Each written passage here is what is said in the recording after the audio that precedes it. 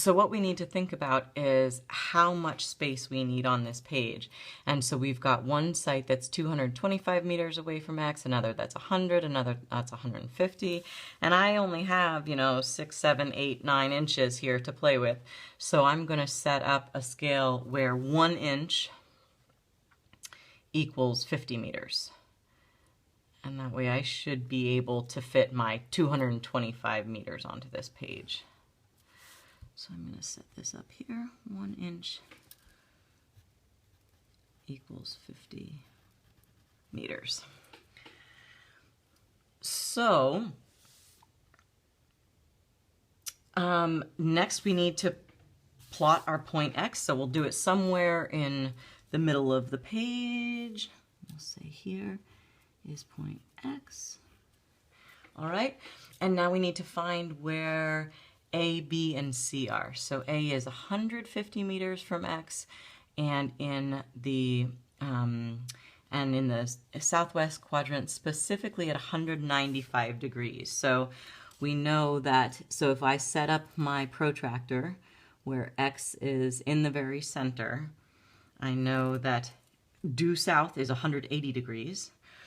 And 195 minus 80 is 15 degrees. So that means that at this point, 15 degrees from 180, this is going to be 195 degrees, right? If this is 0, 90, 180, 270, 195 is here. And then I need to, along this line, I need to say this is going to be 150 meters. And I know that that 1 inch is 50 meters, so that's going to be 3 inches. So I'm going to put my 1 here. I'm going to line that up. 1, 2, 3 inches. Oh, my spot was right on.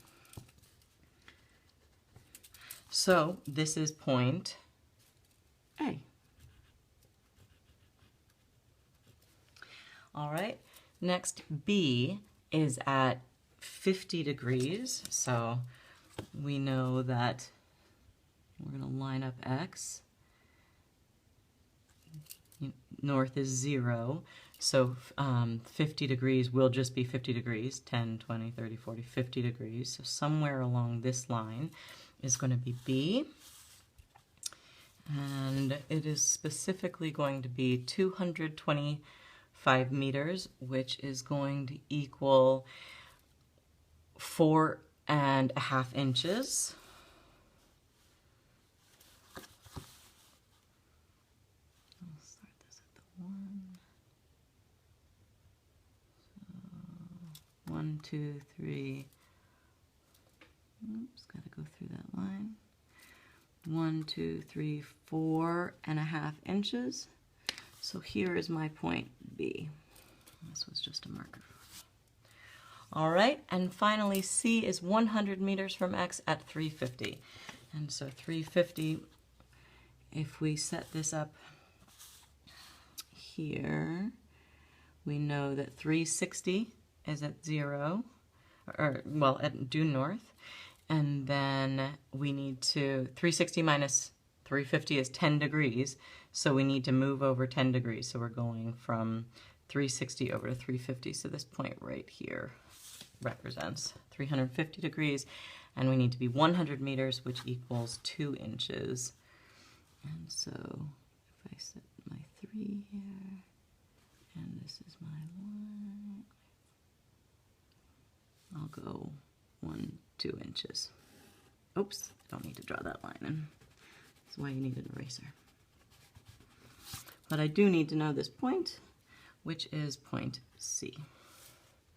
So I now have A, B, and C set up based on their orientations and distances from X. And now we can actually start the 3-point problem. This is where you would normally start a problem if you, for example, had a map in the field and measured elevations of the top of the sandstone, and we're working this problem out graphically from a map. So our next step is going to be using this equation to find a basically to find the strike line. So the point of this equation is to say that this elevation here, elevation of A, is 1,150 meters, and the elevation of B is 650 meters. Somewhere between 1,150 meters and 650 meters, somewhere along this line that connects these 2 points, there is a spot along the top of the sandstone layer that equals 800 meters in elevation. Right? This is the top of the sandstone layer. Somewhere between 1150 and 650, there is a spot that equals 800. And that's where we use this equation. We're going to make a spot E along line AB that equals 800. And then that will show us what our strike line is. So we can rearrange this equation here to say that the distance between B and E equals C elevation minus B elevation divided by A elevation minus B elevation, all times the distance between A and B. So what we'll do is we'll say that from that BE, which is what we're looking for, equals the C elevation. We know our C elevation is 800 meters.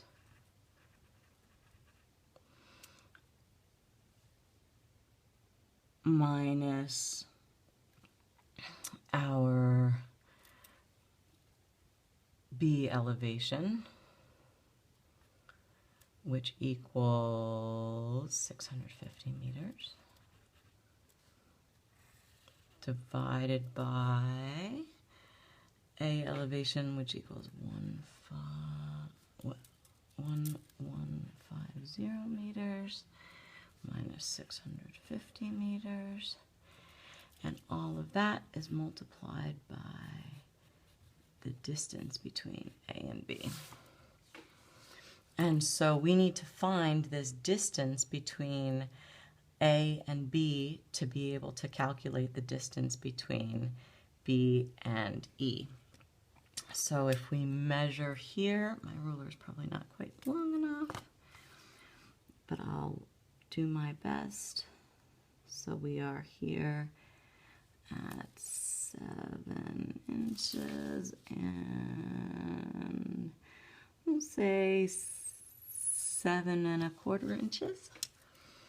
So we'll say the distance between B and E equals, this is going to be 150 meters minus 500, divided by 500 meters times 7.25 inches. And now you could convert 7.25 inches. We have a conversion, right? We know that 1 inch equals 50 meters. You could convert this to meters if you'd like, but you actually don't have to in this case because we're just measuring along on this scale to find the distance from B to E. So in this case, you can leave it in inches if you want. So what this is going to do, let's see. BE equals 150 divided by 500 equals 0.3. Notice our meters are going to cancel out. So 0.3 times 7.25 inches equals 2.175 inches is the distance from B moving along this line towards A to E, to some point E. So we know that that 1/8 of an inch is 1.25, so it's going to be just over 2 1/8 inches.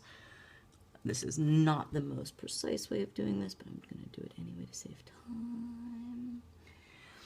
So 2, 1, 2, and here is my 1/8 of an inch. So I'm going to go just beyond 1/8 of an inch. Don't tell your teachers that I did it that imprecisely. So this is our point E.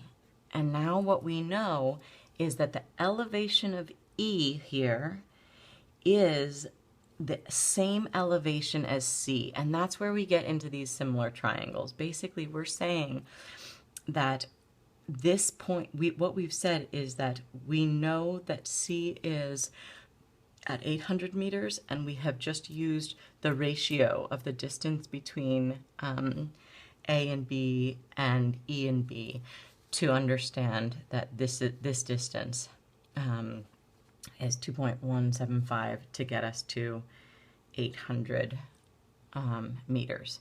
So since this elevation is 800 meters and this elevation is 800 meters, what that means is that this line, I should not have done my work this way, that this line right here is our strike line. And what that means is any point along this line, on this bed, on this top of the sandstone unit, is going to be 800 meters, okay? Oops, I can't move that. Sorry. So this is our strike line. And here, this particular elevation equals 800 meters.